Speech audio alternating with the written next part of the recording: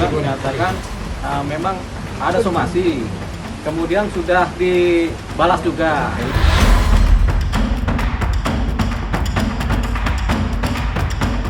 Kita nggak tahu nih siapa yang salah, tapi yang jelas ada upaya pertemuan tapi nggak ketemu, tapi ada juga somasi dan dijawab juga sudah sampai somasinya.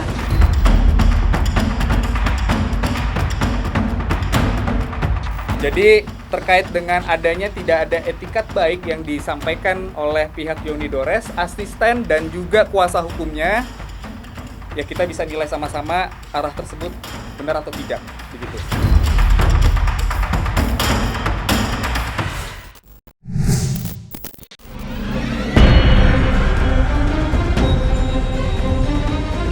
Usai lama bungkam, pihak kuasa hukum Lesti Kejora akhirnya buka suara dan memberikan klarifikasi tentang apa yang sebenarnya terjadi di balik problematika hukum sang klien dengan pencipta lagu senior, Yoni Dores. Sontak saja, aksi tegas Sadrah Seskoadi menuai sorotan dari seluruh penjuru negeri. Tak terkecuali dari pihak kuasa hukum Yoni Dores, yakni Deolipa Yumara. Apalagi dalam konferensi pers yang digelar pada tanggal 16 Juni 2025 silam, pihak Lesti secara terang-terangan membantah semua dugaan yang menudingnya mengabaikan somasi dari Yoni Dores. Lantas, seperti apakah pihak kuasa hukum Yoni mendengar bantahan pihak Lesti? Serta bagaimanakah pula penjelasan Sadrah Seskoadi soal respon pihak mereka atas somasi Yoni Dores? Bahwa pihak Yoni Dores telah mengirimkan somasi sebanyak 3 kali, namun pada faktanya hanya diterima 1 kali, yang dimana somasi tersebut dilayangkan pada tanggal 1 Maret 2025 dan telah direspon oleh manajemen pada tanggal 6 Maret 2025 dan telah diterima oleh perwakilan dari kantor kuasa dari Yoni Dores pada tanggal 11 Maret 2025. Lesti Kejora melalui pengacaranya dan bahkan dengan dia juga menyatakan memang ada somasi, kemudian sudah dibalas juga. Ada bukti dia sudah membalas somasi kan ya? Ada bukti tanda terima juga. Itu artinya sudah somasi dijawab dengan jawaban somasi. Sebenarnya udah mulai dari titik temu ya.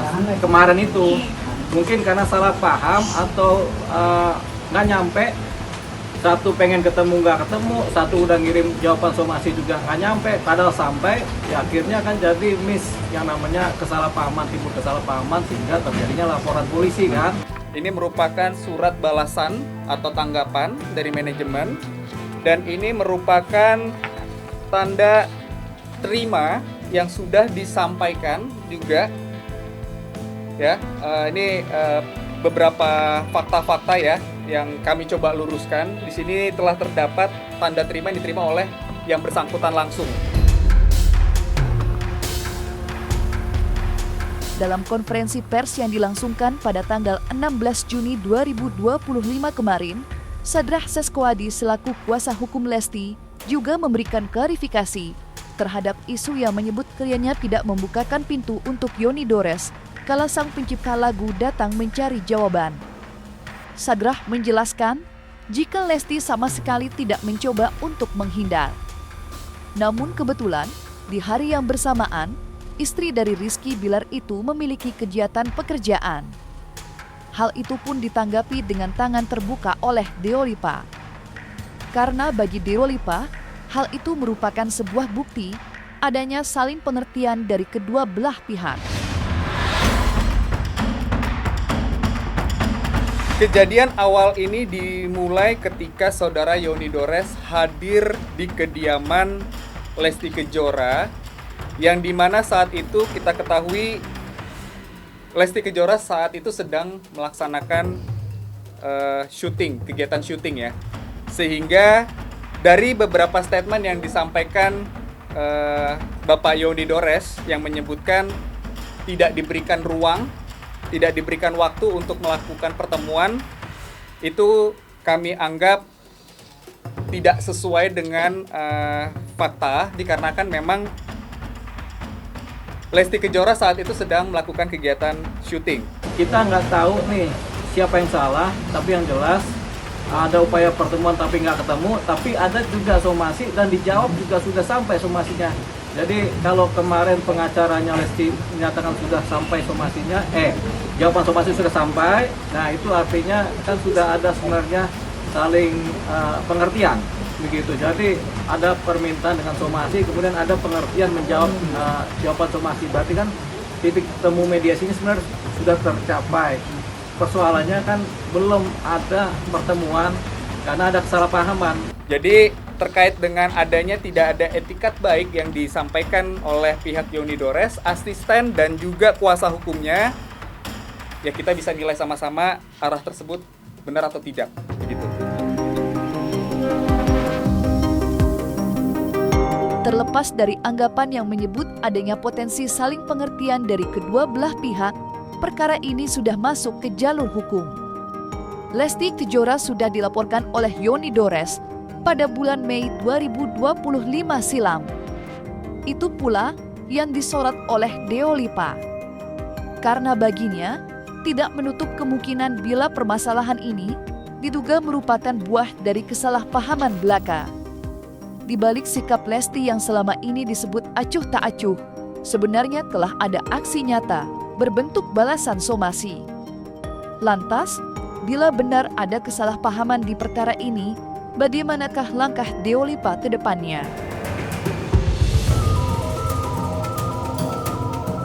Jadi ada kesalahpahaman yang kelihatannya nih. Jadi nanti kalau demikian saya akan bicara dengan Pak Yoni Dores mengenai bahwasanya memang somasinya sudah ada jawaban sebenarnya. Cuman mungkin dia nggak terima atau bagaimana, atau ada tanda terima, siapa yang terima belum diketahui kan. Gitu. Tapi yang jelas ini adalah kesalahpahaman. Saya nggak tahu salahnya di mana nih, karena kita baru menangani perkara ini ya. Jadi kita juga belum pernah lihat jawaban surat somasinya. Kami kan selama ini cukup diam ya. Ya, ini kan merupakan chance dari pihak Bapak Yoni menyebutkan bahwa yang tadi saya sebutkan, yuk Lesti begini ya, itu kan tentu tidak baik ya. Ya tentu itu merugikan dari sisi non materialnya sih. Kalau memang ternyata adalah kesalahpahaman, kemudian Lesti Kejora juga secara hukum tidak berbuat salah, secara tindakan juga tidak berbuat salah, apa yang mau dikejar gitu kan. Kalau Lesti Kejora nyanyi juga di event-event kan tentunya kan ada pembayaran royalti juga kan, jadi kan tidak ada perbuatan salah gitu kan. Jadi kalau sudah terjadi perdamaian, Pak Yoni Dores rasanya tidak akan mengejar yang sifatnya material itu, karena dia sudah paham, oh berarti bukan Lesti pelakunya, saya tidak dirugikan oleh dia, begitu kan. Oke, cari yang lain, jadi nggak akan ada permintaan penggantian material begitu, soalnya ya bukan Lesti pelakunya kan gitu.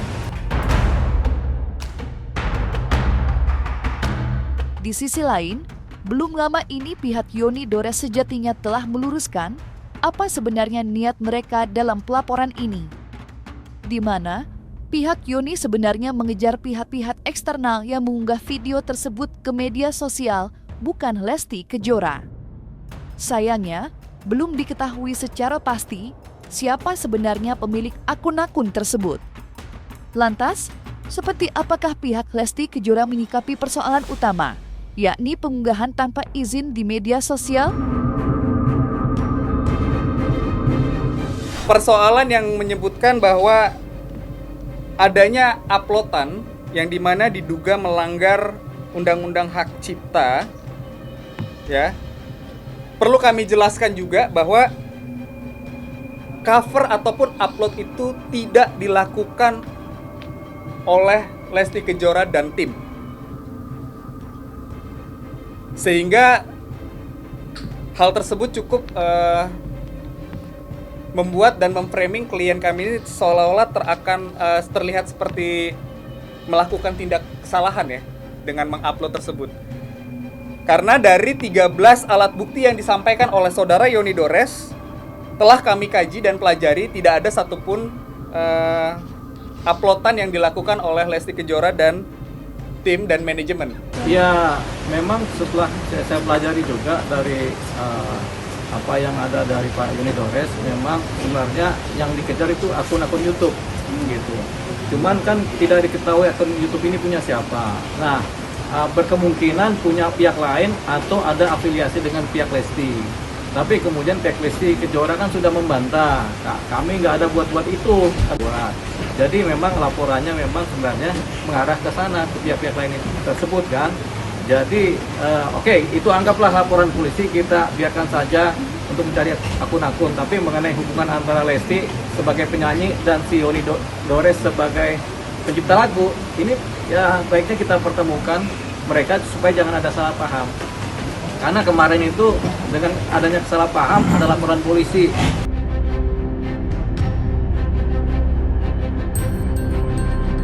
Tak dapat dipungkiri, sengkarut konflik yang terjadi antara Yoni Dores dan Lesti Kejora tidak hanya menjadi mencuri perhatian, tetapi juga memancing perdebatan sengit di masyarakat luas. Beragam tokoh publik dari berbagai latar belakang pun ikut berbicara dan memberikan tanggapan mereka. Dan ketika ditemui, advokat Dr. Hengki Solihin pun mencoba memberikan sedikit pandangan hukumnya tentang persoalan ini. Lantas, seperti apakah pandangannya?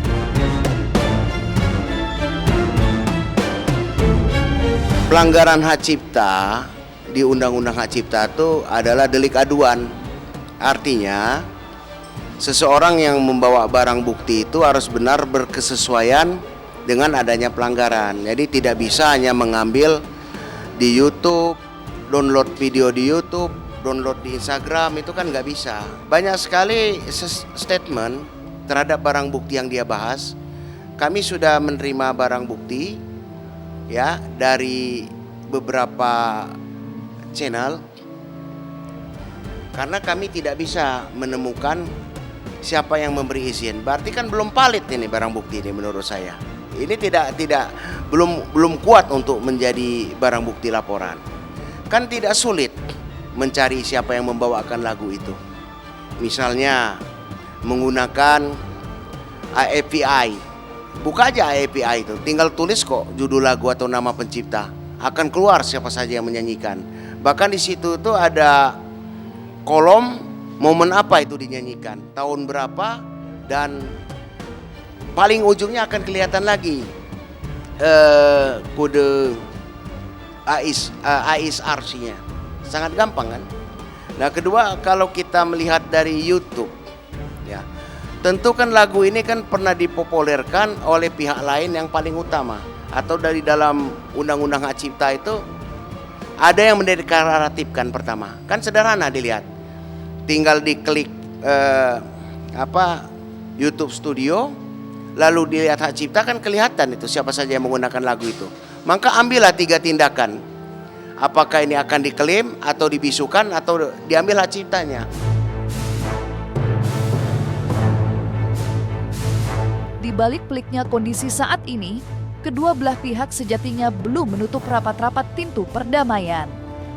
Seperti diketahui, dalam berbagai kesempatan pihak Yoni Dores mengaku bila mereka tidak akan keberatan untuk duduk bersama Lesti Kejora dan mencari jalan keluar yang terbaik. Sentimen yang sama pun dituturkan pula oleh Sadrah Seskoadi selaku kuasa hukum Lesti Kejora, di mana ia mengaku terbuka untuk menyelesaikan perkara ini di atas meja mediasi, bukan di hadapan meja hijau majelis hakim. Oh iya, nanti saya akan coba kalau ada permintaan dari Lesti untuk dari kuasa hukumnya untuk membuka ruang mediasi atau mereka terbuka untuk mediasi, tentunya kita sangat terbuka sekali. Jadi nanti saya akan bicara dengan Pak Yoni Dores bahwasanya pihak Lesti pada hakikatnya membuka ruang mediasi. Jadi ini adalah kesempatan buat Pak Yoni Dores juga buat ketemu dengan beliau kan, dengan manajemen Lesti. Jadi nanti saya akan upayakan pertemuan begitu. Ya, kalau mau berbicara perdamaian, kami juga tidak merasa ada pertikaian sih sampai saat ini. Tidak ada yang namanya kami menyebutkan Bapak Yoni adalah musuh kami atau apa, itu tidak ada sama sekali. Silakan kalau mau berkomunikasi, kan sudah banyak ya dari instansi yang pengen mewadahi untuk dilakukannya pertemuan. Saya rasa itu hal yang cukup positif dan kami sangat siap ketika pun memang mendapatkan undangan dari instansi yang berkaitan. Yang jelas kan ada ruang terbuka dari pihak Lesti untuk kemudian bermediasi. Ini yang kemudian akan saya jajaki bersama Pak Yoni Dores kapan waktunya, terus nanti kan ada kontak person dari pengacaranya kan. Nah, mudah saja ntar saya kontak pengacaranya Lesti supaya yuk kita buka ruang mediasi, kita selesaikan persoalan ini. Siapa yang salah, siapa yang benar, siapa yang berbuat apa juga kita akan cari tahu kan. Begitu. Mudah-mudahan ini cuma kesalahpahaman saja. Jadi semua bisa selesai dengan sendirinya.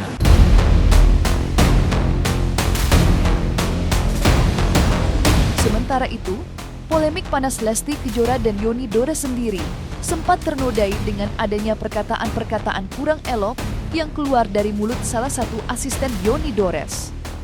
Di mana wanita yang diketahui bernama Fevi itu sempat meluapkan api kekecewaan yang membara di hatinya dalam sebuah kesempatan.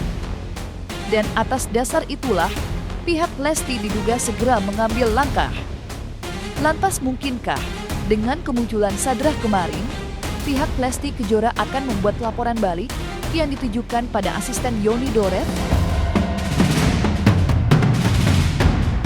Pada kesempatan ini kami juga sangat menyayangkan kepada saudara Yoni Dores, asistennya dan kuasa hukum yang menyebutkan Lesti Kejora tidak tahu diri, tidak beradab, pelaku pembajakan dan kata-kata lainnya yang sangat tidak pantas.